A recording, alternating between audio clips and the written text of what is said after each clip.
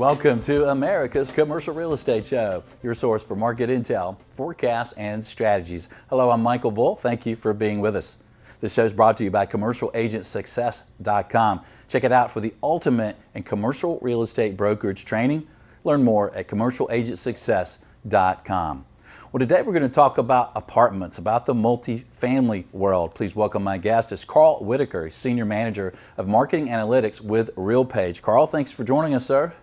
Thanks, Michael. Always a pleasure. Glad to be here. Well, Carl, I'm really curious about performance overall of the apartment world across the U.S. Here we are in really late November of 2021. There's still some, pandemic, repercussions here, right? What do you see for performance overall? Yeah, I know you and I had the pleasure of speaking a few months ago, and it's crazy that it's already Thanksgiving, just the year's flying by. But what we're seeing in the apartment market is really a lot more of the same that we said back in the summer months. Really strong demand is fueling a lot of excellent rent growth. Occupancy rates have certainly more than stabilized in a lot of these markets, and in fact, in many instances, occupancy is at an all-time high. So the market outlook is great right now. We are starting to see things cool off a little bit from that late summer peak, but that's not necessarily a surprise. That just typically follows that normal seasonal pattern. So I don't think it's necessarily that the industry is seeing a fundamental cool down, more so than it's just your normal seasonal pattern starting to take hold. Right. So your performance then is going well. Your apartment market, it's all because of you, Carl. So your forecast moving forward into 2022 is positive? Yeah, we definitely have a positive outlook. The one caution that I would issue is that if comparing 2022 to 2021 directly, there may be a little bit of disappointment. It's just you're comparing what we are expecting to be an excellent year to what was a record year, and I think it's just that comparison may not be fair. But even then, we're still forecasting rent growth that over the past decade would have been a peak if it weren't for the pandemic. We're looking at occupancy that's 100 to 150 basis points above long-term norms in most markets. So the outlook is still really good. It's just probably a little bit less tapered off from what we saw in 2021. Yeah. And we have a group here that sells multifamily in the Southeast, and in some of the Southeast markets, take Atlanta, for example, we're seeing really incredible rent growth. It just seems to be off the charts in the properties that we're involved in. What are you seeing? Are you rent growth, now compared to what you've seen in the past?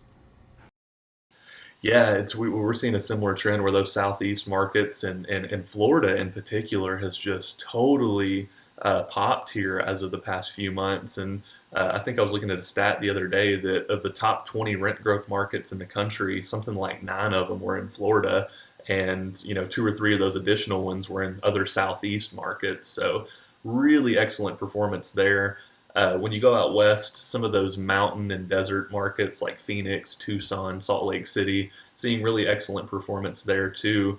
The one thing I would note is though that we've already, or I shouldn't say already, we're beginning to see stability occurring in some of those really hard-hit coastal gateway markets, areas like New York, Boston, San Francisco. You're starting to see that recovery really take shape now, and it's going to be a longer path to full recovery in those markets. But essentially everywhere across the country, minus maybe a handful of energy-dependent markets, are really seeing performance that's at or comfortably above long-term norms. So the properties in the high-rise apartments, let's think about in the big cities, right? The Chicago's, the New York, the Los Angeles.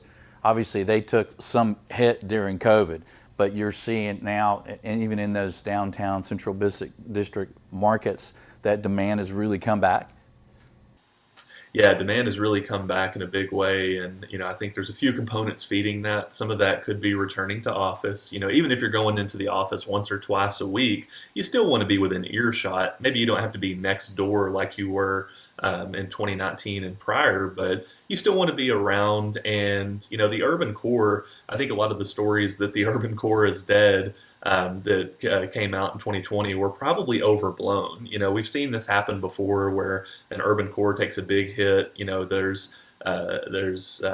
prognosticators out there saying, okay, we're seeing demographic tailwinds come apart now, and it's not really that. It's just with the pandemic in particular impacting higher density areas, we saw those areas take a bigger hit last year. But now that we're starting to see things normalize, those urban cores, like you said, Michael, those high rise assets are starting to see a performance rebound. And in fact, in many instances, it's not uncommon to see those high rise assets actually leading the market for rent growth and occupancy improvement. It's still going to be a little bit before those rent rolls get back to some of the suburban asset levels, but we're at least seeing that recovery take shape today. What about unit mix? Where is the demand, and how's that trended? As far as one bedroom versus 2 or 3 bedroom units. Yeah, with the work from home phenomenon, it's been really interesting to see how this one versus 2 and 3 bedroom phenomenon's played out. This time last year and maybe a little bit earlier in 2020, we saw efficiency apartments and 1 bedroom apartments in particular really take an occupancy hit. Maybe a little bit less so in some of your southeast markets and some of your Sunbelt metros, but especially in those coastal gateway markets, we saw 1 bedrooms and your studios take a big occupancy hit, whereas your 2 and 3 bedrooms didn't take as big of a hit. And I think what was feeding that is, for one, you had the work from home phenomenon. Somebody that was living in a studio maybe now needed a little bit more space. They needed an office in their apartment, so perhaps move to a 2 bedroom. I think you also had some folks that were making some financially prudent decisions and trying to save money, moving from a 1 bedroom to a 2 bedroom, or maybe even a 3 bedroom, and splitting rent with those roommates. Now we're starting to see that trend come back to where 1 bedroom occupancy is really starting to improve. Whether that's folks that moved out because they got sick of their roommate over the past year, whether that's people maybe moving back into the urban core and starting to spend less time in their apartment, that could be part of the trend. But it's been really encouraging to see bedroom type performance stabilize across the board rather than just a handful of floor plans exceeding and some lagging. Yeah, and it's interesting that you mentioned that properties in the urban core are really coming back strong, and that the 1 bedroom demand and studio demand is coming back because there's still a lot of office workers who are working at home. We just did a show on the office market and talked to a huge landlord around the country, and there's still the majority of his tenants are not in the spaces. So is this demand potentially for urban core apartments and smaller apartments in town coming back? I mean, is that the canary in the coal mine? Kind of the opposite of that. Is that really good news for maybe some of these downtowns, that they're not really dead? Yeah, I wonder what the inverse of a canary in a coal mine would be. Maybe an eagle in the sky, or There you go.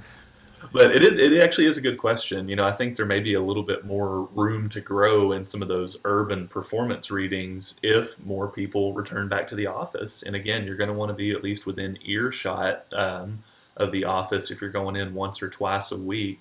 So I think that could be a trend that we want to watch, but we certainly think it's going to be a little bit longer before we see demand that is primarily office driven and into the apartment space, that is, in terms of renters moving back. I think it's going to be a little bit of time before we see that get back to pre-pandemic levels. Yeah.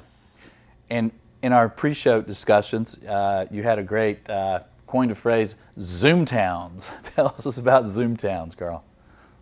Yeah, this Zoomtown phenomenon has been one that we've been hearing about. I think we heard some murmurs of it in the summer, and it seems like the past few months it's just a term that's becoming common vernacular. And for those that maybe haven't heard the term or aren't familiar, Zoomtowns is this phenomenon of these smaller secondary markets, a lot of these beachfront markets, or a lot of these mountain range or mountain region markets rather, that have seen demand surge as folks can work from anywhere.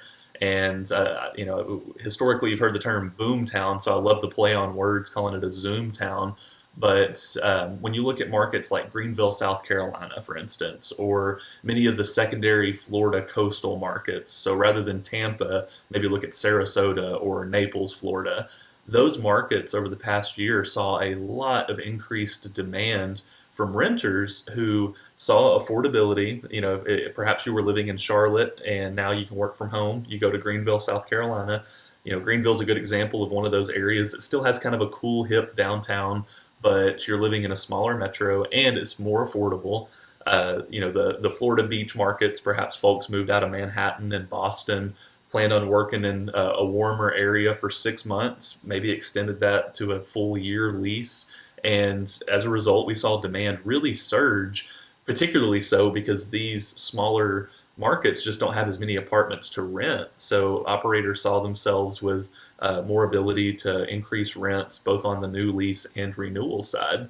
And by the way, we've actually seen a pretty big increase in investor demand in those Zoomtown type markets. And that's something that we think is pretty much a pandemic-driven trend, as those performance readings have surged so much in those smaller markets, the Zoomtowns, et cetera. Interesting. That may mean if you have apartments in a Zoom town, it could be an interesting time to consider taking some chips off the table as maybe some of those tenants over time start to move back to the urban core, right, to get near their jobs. So we're talking with Carl Whitaker with RealPage about the apartment market. And Carl, let's move our discussions more to the capital markets. What are you seeing for cap rate trends? It seems like there's just a lot of demand from investors in the space.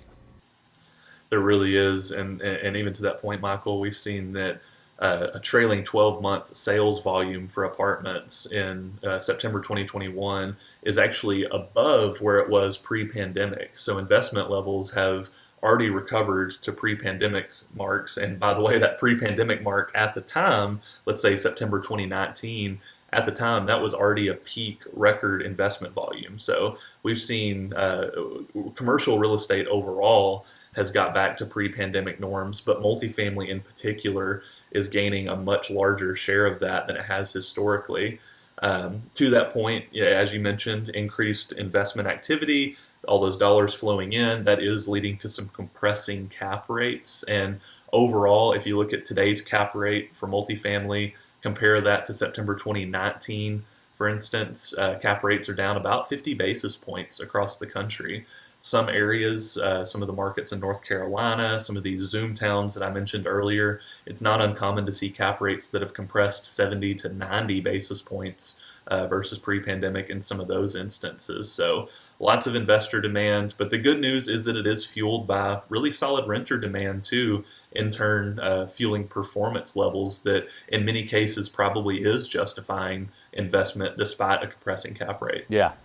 Well, it's interesting. We certainly saw a surge this year in our brokerage activity, and a lot of our buyers and sellers were telling us it's because at the time the tax plan Biden had was to increase capital gains and to really limit the 1031 exchange, and we saw a lot of increased activity for that. And so I think it'd be interesting to see now that those are off the pay for list. It seems like for the moment, if things start to slow down in investment sales next year. What else have you found that's kind of interesting to my audience related to the multifamily world, the investment market? Are there certain areas or certain property types that you're seeing more compression or more demand? Yeah, absolutely. The timing of our discussion today is great. We had a webcast earlier this week where we talked about commercial real estate investment, obviously primarily focused on apartments, being that that's the space RealPage plays in. But we did have some commentary on other investment sectors or commercial real estate sectors. And what really struck me is the historic preference, let's call it, of investing in office space that was losing a little bit of ground to apartments throughout the 2000s and certainly in the 2010s decade. But today we're seeing apartments make up 44% of all commercial real estate investment. And just for context, that was in the low to mid 20% 2 decades ago. So you've got a share of investment in the apartment space that makes up twice as much as it has historically, and that is coming at the expense, or I shouldn't say the expense perhaps, but that is coming at or pulling out of the office and retail investment pool to some degree. Having said that, we have seen some pretty impressive increases in industrial investment. I think that's just a reflection of the preference for additional storage space for distribution and logistics operators, but also data centers too. And I think even though data centers is still kind of a niche within that industrial space, we've seen a lot of increased investment there, and I think that's going to be a trend we want to continue watching over the next 5 to 10 years. Wow, that is really interesting that the volume had doubled as far as the multifamily share of the investment sales volume. That's just really incredible. And one of the things that has kind of been the talk for the last year was the possible severe impact of the eviction moratoriums. You guys track performance really well. What did you actually see?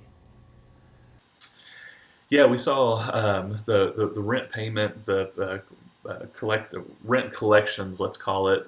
We've been tracking that really closely since February and March of 2020, and to a lot of people's surprise, we saw that rent collections never really took that big of a hit. I want to say at the lowest point across the country, it was something like 94%, 95% of rent payments were collected on time. But if you compare that to a pre-pandemic level, it was only down about 2 or 2.5%. We've never seen 100% of rents be collected at any point in history. So the fact that rent collections were still at 95% showed us that the eviction moratorium, or a lot of this economic occupancy versus paying occupancy, we don't think that there's going to be too much of a hit in terms of the overall occupancy levels due to eviction moratoriums expiring. Now, the one exception there would be some markets certainly going to have some more challenges, particularly when you look at some of the more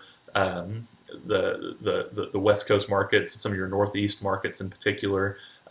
Maybe some moratoriums that are issued at a local level that extend beyond the federal or state level. So that may be something to watch in those instances. But really, in the market rate conventional multifamily housing space, which is largely the space that our groups operate in, we didn't see payment collections lag too significantly, and I don't think we're going to see occupancy take too big of a hit as a result.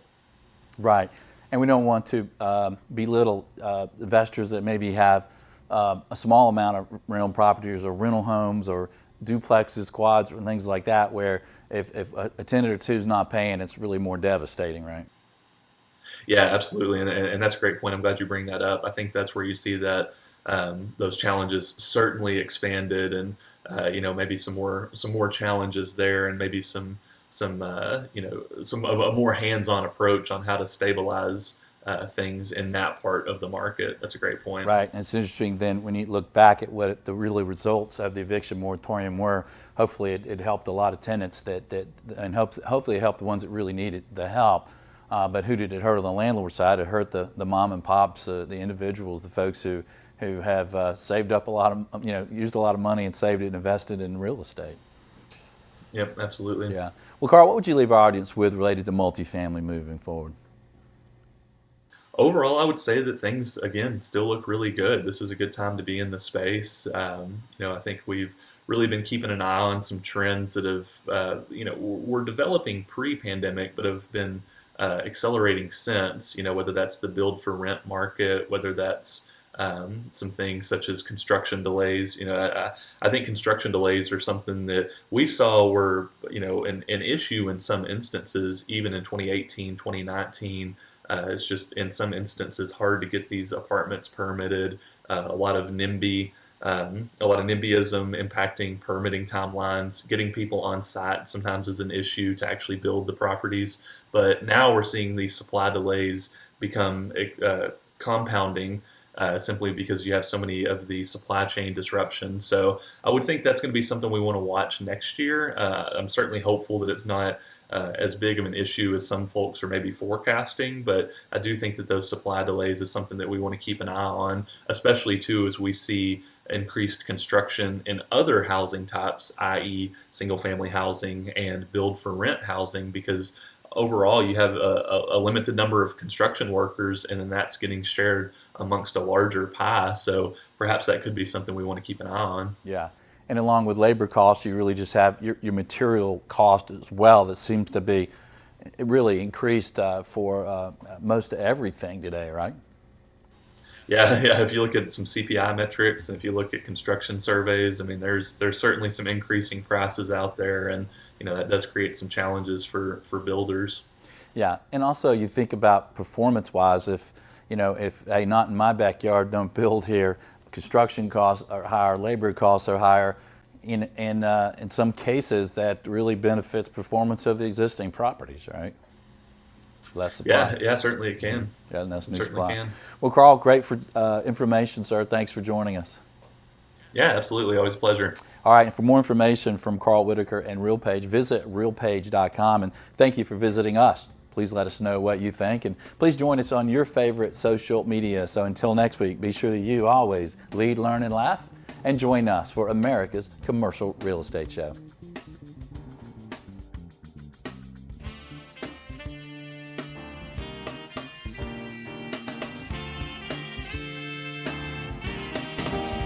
America's Commercial Real Estate Show is brought to you by Buxton. Take leasing, site selection, and due diligence to the next level. Make the right decisions with on-demand mobile data. Visit buxtonco.com. By Bull Realty. For proven commercial real estate asset and occupancy solutions, contact me. My email is michael@bullrealty.com. By Commercial Agent Success. Expert level commercial real estate broker training. Cloud Access 1 up to 21 one-hour videos. Visit commercialagentsuccess.com. Thank you for reviewing, subscribing, and sharing America's Commercial Real Estate Show.